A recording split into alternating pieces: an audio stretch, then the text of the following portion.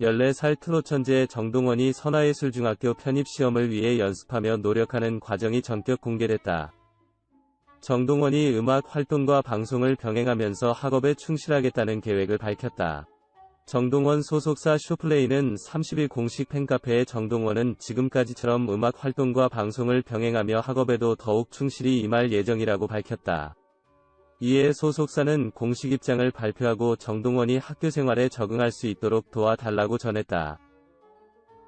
소속사는 정동원 군은 바쁜 일상 속에서 열심히 준비하여 선화예술중학교 관악군 전입학, 재취학 전형 시험에 합격하였습니다.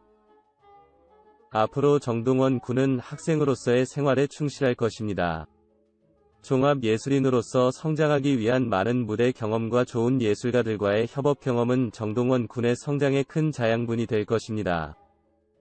한편 정동원이 지난 26일 서울 선화예술중학교의 편입시험 합격 통보를 받자 일부 매체에서 교칙상 방송연예 활동이 사실상 어려워졌다는 보도를 전해 소속사 뉴에라 프로젝트는 28일 오후 공식 입장을 전격 발표했다. 뉴에라 프로젝트는 정동원 군은 바쁜 일상 속에서 열심히 준비하여 선화예술중학교 관악군 전입학 재취학 전형 시험에 합격했다며 정동원 군은 학업과 함께 예술인으로서의 활동을 지속할 것이라고 밝혔다. 단, 이러한 활동은 교칙 준수 원칙을 바탕으로 이루어질 것입니다. 라고 밝혔다. 아울러 정동원 군의 학업과 관련하여 지나친 관심을 자제해달라고 당부했다. 또한 바르고 안정적인 성장을 위해 노력하고 있다며 변함없는 응원을 부탁했다. 정동원이 트롯 신동이 될 수 있었던 것은 돌아가신 할아버지의 영향이 크다. 귀여운 어린 손자가 트롯을 잘 부르는 것이 기특해 여러 무대에 오르게 했고 정동원이 음악 연습을 할 수 있는 공간을 꾸며주기도 했다. 3살 때부터 할아버지 손에 자란 정동원은 할아버지를 위해 트롯을 열심히 부르며 트롯에 물들어갔다. 그러던 중 정동원은 우연히 색소폰을 보게 됐고 호기심이 생겨 할아버지께 사달라고 졸라 색소폰을 얻게 됐다. 학원에 다니며 배우는 것보다 유튜브를 보고 배우는 것이 빠를 것 같아 유튜브를 보며 혼자 독학해 색소폰을 익혔다.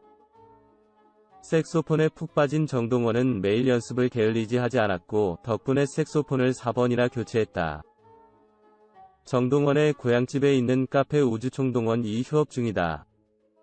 코로나19로 8월에 휴업한 우주총동원은 9월 재오픈을 앞두고 있었으나 최근 코로나19가 심각해지면서 당분간 운영이 어려울 것으로 전했다.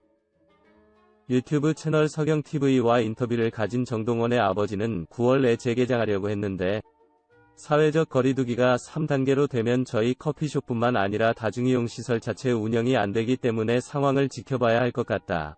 멀리서 아침 일찍 오셨는데 헛걸음 하시는 걸 보면 마음이 무겁다. 우주총동원도 코로나19 극복에 동참하고 있다. 시국을 지켜봐 주시고 코로나19가 종식되면 정부 방침에 맞춰 정상적으로 빨리 문을 열 수 있도록 하겠다고 전했다.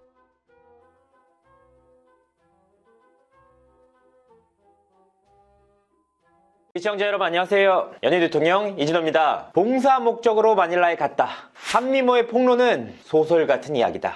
이른바 해외 원정 도박과 성매매 강요 논란으로 중심에 선 변수미 씨의 해명입니다. 하지만 변수미 씨를 향한 한미모 씨의 폭로는 계속해서 이어졌습니다. 급기야 지난 25일 변수미 씨의 필리핀에서의 생활과 행적에 대해 추가적인 폭로를 이어갔는데요. 굉장히 구체적인 내용들이 나왔습니다.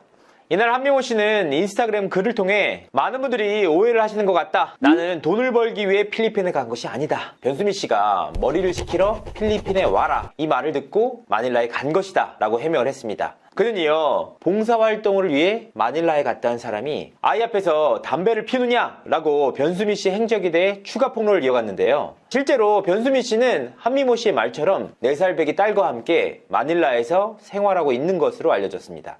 이 딸은 전 남편인 국가대표 배드민턴 선수 이영대 씨와의 사이에서 낳은 딸이라 충격을 더하고 있는데요. 한미모 씨는 지난 6월 변수미 씨의 마닐라에서의 상습 도박과 성매매 강요에 이어 자녀 학대 정황까지 추가적으로 폭로한 것인데요. 사실 변수미 씨에게 피해를 당했다 이렇게 주장한 사람은 비단 한미모 씨뿐만이 아닙니다. 한미모 씨와 유사한 형태로 피해를 당한 피해자들이 더 있었는데요. 피해자들 중 한 분과 어렵게 연락이 닿았습니다. 그리고 그 피해자에게서 변수미 씨가 아이를 어떻게 기르고 있는지, 추가적인 설명을 해왔는데요. 충격적이었습니다. 함께 들어보시죠.